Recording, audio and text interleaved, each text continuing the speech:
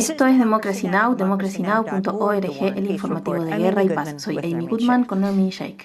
Los secretarios de Estado y de Seguridad Nacional de Estados Unidos, Tony Blinken y Alejandro Mayorkas, se reunieron el miércoles con el presidente mexicano Andrés Manuel López Obrador para abordar el número récord de personas arrestadas en la frontera sur de Estados Unidos, que es de casi 10,000 por día. Ambos países anunciaron la creación de un grupo de trabajo, pero sin dar más detalles. AMLO ha culpado las sanciones de Estados Unidos contra Cuba y Venezuela por el incremento en la migración. En octubre, Biden suavizó algunas sanciones a las industrias del petróleo y el gas en Venezuela. As the high-level talks took place, the Associated Press reporta que mientras se realizaba la reunión, el gobierno mexicano ordenó a trabajadores en Matamoros usar bulldózeres y machetes para desmantelar un campamento en la frontera que incluía familias con niños, las cuales dijeron que no se les dio aviso de que sus carpas serían destruidas. Mientras tanto, una caravana de más de 6,000 migrantes provenientes de Venezuela, Honduras, El Salvador y Haití partió desde el sur de México el lunes. Para más información, nos acompaña Laura Carlsen, directora del Centro de Análisis Mira, Feminismos y Democracias, con sede en Ciudad de México. En primer lugar, Laura, es interesante que tengamos tan poca información sobre el resultado de las conversaciones del miércoles entre el presidente mexicano y los secretarios de Estado y de Seguridad Nacional de Estados Unidos. Entendemos que ellos iban a pedir la anulación de visados de las personas que se dirigen a la frontera y más regulaciones en los ferrocarriles que transportan gente desde el sur de México.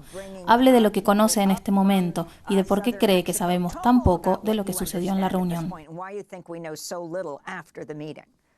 Típicamente en estas negociaciones entre México y los Estados Unidos, que tiene que ver con el tema de migración, sobre todo cuando los Estados Unidos lo que quiere es imponer este modelo de contención que va en contra del discurso del presidente López Obrador, que quiere enfocarse en las causas. Típicamente son negociaciones que llegan a acuerdos tras bambalinas. Es decir, que lo que realmente se acuerdan en estas pláticas no se hace público, porque es algo que los dos gobiernos no les conviene hacer público. Por el lado de los Estados Unidos, están exigiendo medidas de contención de México de una manera que compromete la soberanía nacional de México, de una manera que utiliza su poder económico para lograr medidas que corresponden a los intereses de un pequeño grupo en los Estados Unidos y no a los intereses de México, y mucho menos a los intereses de las personas, las familias migrantes. Por el lado de México es muy importante no perder por lo menos una imagen de soberanía nacional y tratar de seguir con el enfoque en las causas.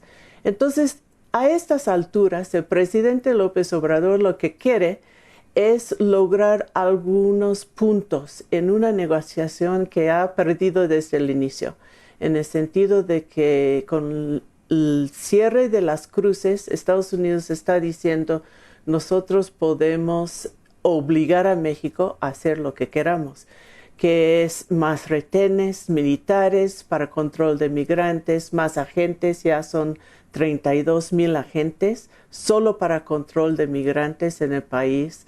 Las medidas como limpiar la frontera que se mencionó en Matamoros y en ese momento romper la caravana para que no se presenta un grupo tan grande en esos momentos políticos en los Estados Unidos. Laura, ¿puede explicar cómo ha cambiado la política migratoria del gobierno de Biden desde que este fue elegido y cuáles son las razones de esos cambios? En febrero de 2021, Joe Biden dijo que iba a cambiar el paradigma de migración que había puesto el gobierno de Donald Trump, que iba a ser un modelo basado en los derechos humanos, en abrir caminos legales para los flujos migratorios de personas que estaban huyendo de condiciones verdaderamente terribles en sus países de origen. Eso no pasó. Cuando los republicanos en este contexto preelectoral empezaron a posicionar el tema de migración en el sentido de que hay una amenaza en la frontera, están llegando miles de migrantes en números históricos, no hay controles. El gobierno de Biden y los demócratas tenían dos opciones. Uno fue enfrentar este argumento diciendo, esto no es cierto, los números son altos, pero los expertos dicen que no son números más altos de lo que hemos visto en la historia. Y sabemos que la migración tiene altos y bajos. Por otro lado, cuando hablan de aprehensiones, muchos son personas que están volviendo a intentar a llegar a los Estados Unidos. No son cuerpos individuales que están llegando. Casi la cuarta parte son intentos repetidos en la frontera. Entonces están manipulando las cifras para decir que es otra vez una invasión de personas, una amenaza, y eso no es cierto. Además, estas personas están pasando por los caminos legales. Solicitar asilo es un procedimiento reconocido, exigido por las leyes nacionales y también por los estándares de derechos humanos a nivel internacional. Por eso son más visibles, porque son legales, están esperando sus audiencias en los Estados Unidos, donde hay una acumulación de 2 millones de casos porque no hay voluntad política de manejar la situación en términos legales. Entonces, todo esto está pasando y el gobierno de Biden opta, en lugar de enfrentar las mentiras de los republicanos, opta por la segunda opción, que es adoptar el modelo de los republicanos y llegar a los votantes y las votantes diciendo, nosotros también podemos contener la migración. Nosotros también vamos a controlar la frontera. Nosotros también vamos a reprimir a las personas migrantes. Esa es una decisión trágica, no solo para miles de familias migrantes, sino también para la sociedad estadounidense, porque alimenta el argumento de la derecha. Seguramente están felices con esta respuesta del gobierno de Joe Biden en este contexto electoral, y también porque aumentan riesgos de violencia racista,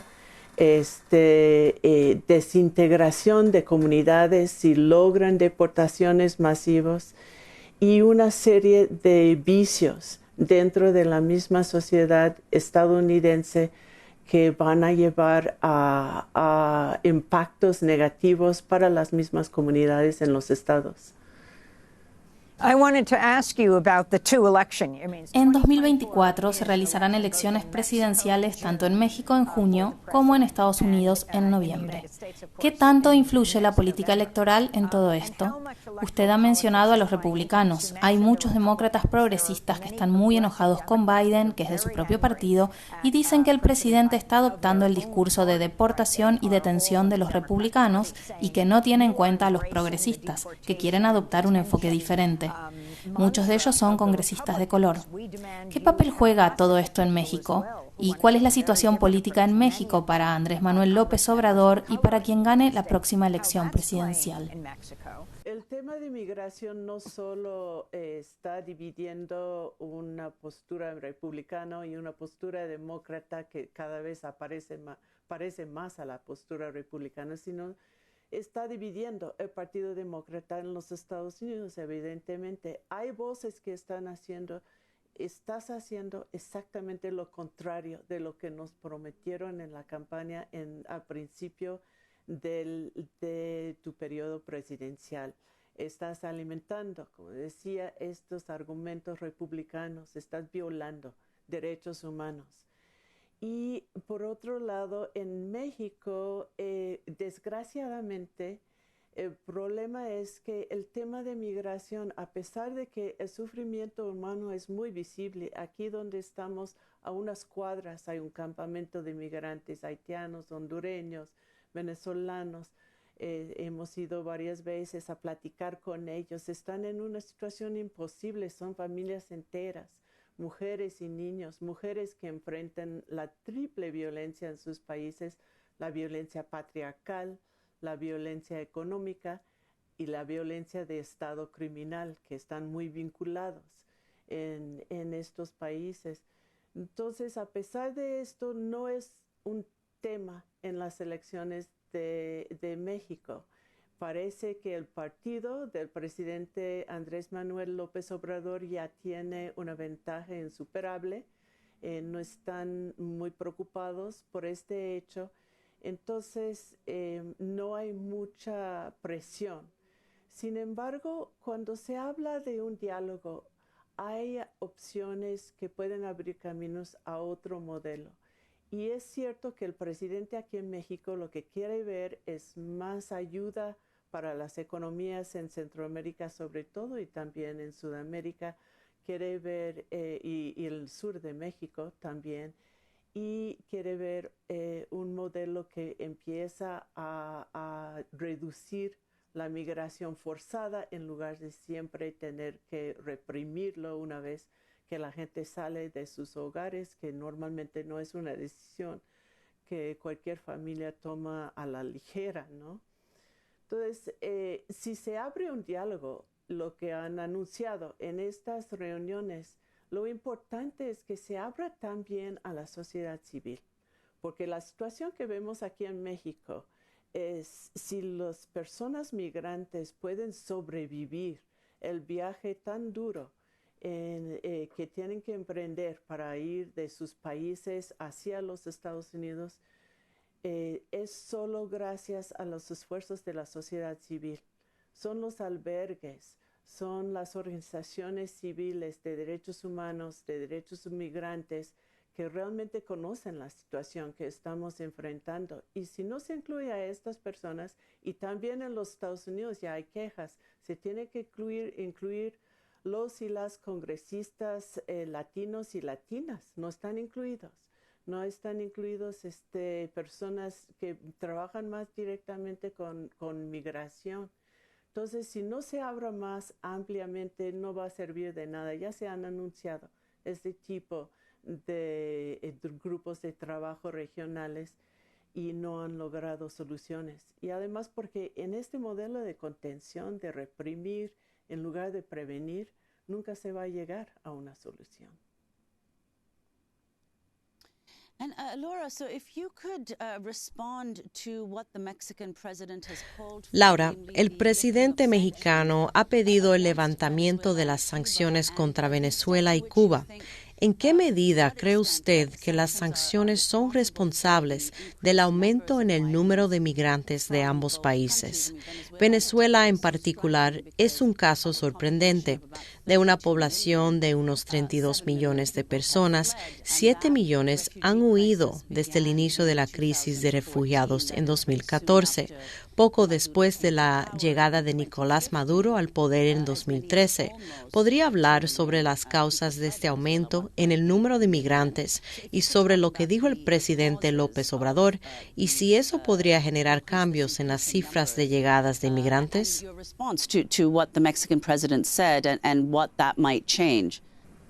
La correlación entre la imposición de sanciones económicas a poblaciones enteras, como el caso de Venezuela y Cuba por parte del gobierno de los Estados Unidos, y el incremento en la migración desde estos países es absolutamente confirmada.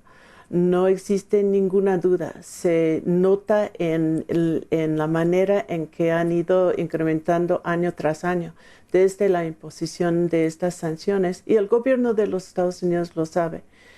Entonces, haberlo puesto sobre la mesa por parte del gobierno de México es muy importante. Por un lado, porque es una de las pocas medidas de lo que están hablando que realmente podría resolver la crisis migratoria, sobre todo desde estos países.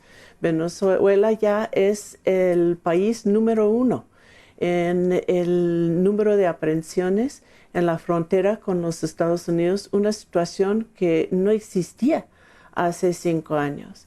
Cuba ha subido muchísimo. Entonces, eso es algo que realmente podría ser efectivo.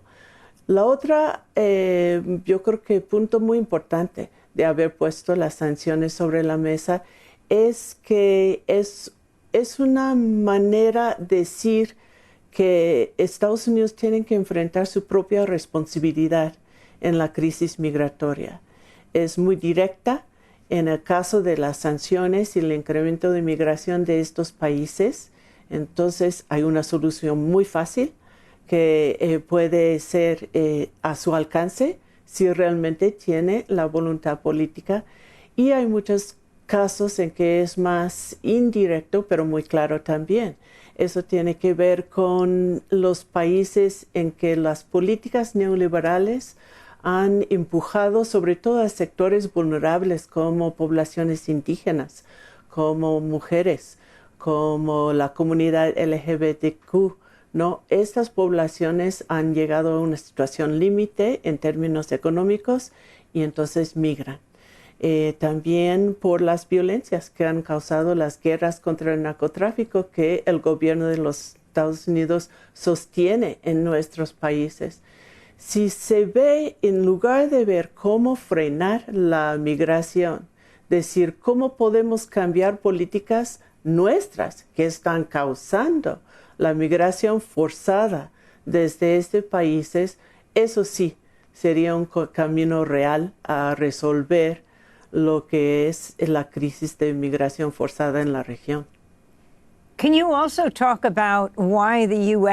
hablarnos también de por qué Estados Unidos levantó algunas sanciones contra Venezuela en los últimos meses a cambio de la promesa de la liberación de presos políticos? En noviembre se levantaron algunas sanciones que tenían que ver con el sector de petróleo y esto fue la respuesta a una negociación por presos políticos de los dos lados y también fue una respuesta a una necesidad de tener acceso al petróleo venezolano. Lo que vemos, la lección de esto es que hay un pragmatismo que va más allá de supuestos ideológicos en las negociaciones y también que hay un espacio político para ver consecuencias reales y negociar. En este caso también podría ser una negociación muy pragmática de decir, ahora vamos a levantar algunas sanciones económicas porque el impacto neto de estas sanciones es a la población en general que está contribuyendo a la migración, que es algo que estamos buscando controlar. Es decir, que estas sanciones que a muchas luces son ilegales por su manera de castigar a ciudadanos y ciudadanas comunes, no pueden tener puntos de negociación que convienen a los dos lados. Laura, ¿qué resultados le gustaría ver tras esta reunión entre el presidente de México y los secretarios de Estado y de Seguridad Nacional de Estados Unidos? Todavía es posible ver un nuevo modelo en este marco de flujos migratorios.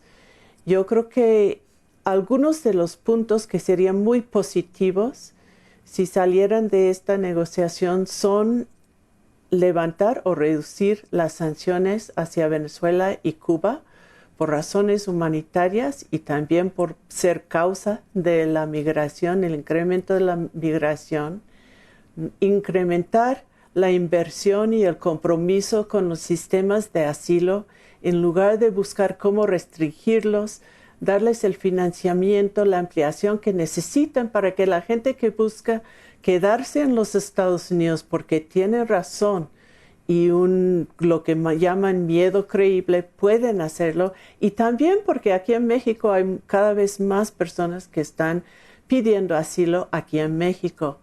Otro sería ver qué tipo de ayuda necesitan los países para empezar a cubrir las necesidades básicas de estos sectores de sus poblaciones. Y aquí hay que verlo con mucho cuidado, porque no es solo inversión, Sabemos que mucha de la inversión de los Estados Unidos también causa migración porque son megaproyectos de transnacionales que desplazan a comunidades locales. Entonces hay que saber que se están respetando derechos a tierra y territorio de comunidades y apoyando a proyectos que realmente crean empleos en donde está la gente, donde la gente quiere vivir en sus propios territorios. Estos serían unos resultados muy positivos de este tipo de negociaciones, pero tiene que ampliar y incluir a la sociedad civil para saber exactamente qué puntos son necesarios. Hay cosas muy puntuales, como ofrecer documentos a personas que están en el limbo regulatorio en los dos países, lo cual no les permite trabajar. Sabemos que las economías tienen la capacidad de absorber a los flujos migratorios.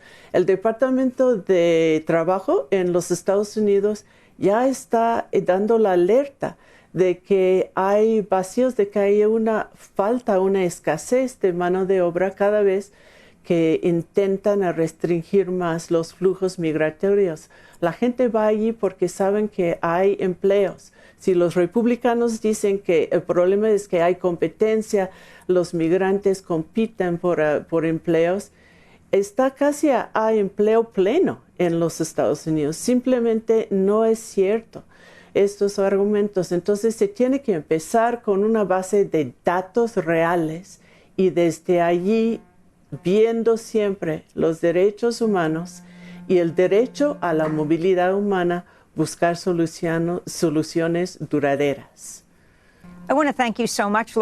Quiero darle las gracias, Laura Carlson, del Centro de Análisis Mira, Feminismos y Democracias, con sede en Ciudad de México. Para ver nuestra entrevista con Laura en inglés, visite democracynow.org. Soy Amy Goodman con Nermeen Sheikh. Muchas gracias por acompañarnos.